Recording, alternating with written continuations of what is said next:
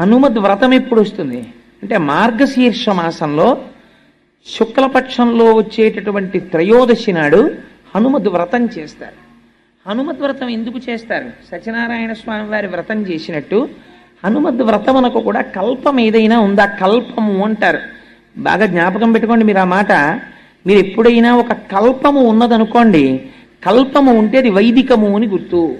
మీకు ఎక్కడో ఆ పద్ధతిని ఋషులు నిర్దేశించారు. ఆ ఋషులు నిర్దేశించిన పద్ధతిలో జరిగిన దానిని కల్పము అంటారు. సత్యనారాయణ స్వామి వారి వ్రతం చేస్తున్నారు అనుకోండి, కల్పోక్త ప్రకారేణ అంటారు. అంటే కల్పము ఎలా చెప్పిందో అలా చెయ్యాలి. దానికి ఒక పద్ధతిని ఋషులు నిర్ణయించి పెట్టారనమాట. అంటే మీకు అది ఖచ్చితంగా ఫలితాన్ని ఇచ్చేస్తుంది. హనుమద్ వ్రతమునకు కూడా కల్పము ఉన్నది.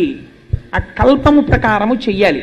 అయితే హనుమద్ వ్రతము ఎక్కడ చెయ్యాలి అన్నారు. అసలు యథార్థమునకు హనుమద్ వ్రతం ఎక్కడ చెయ్యాలి?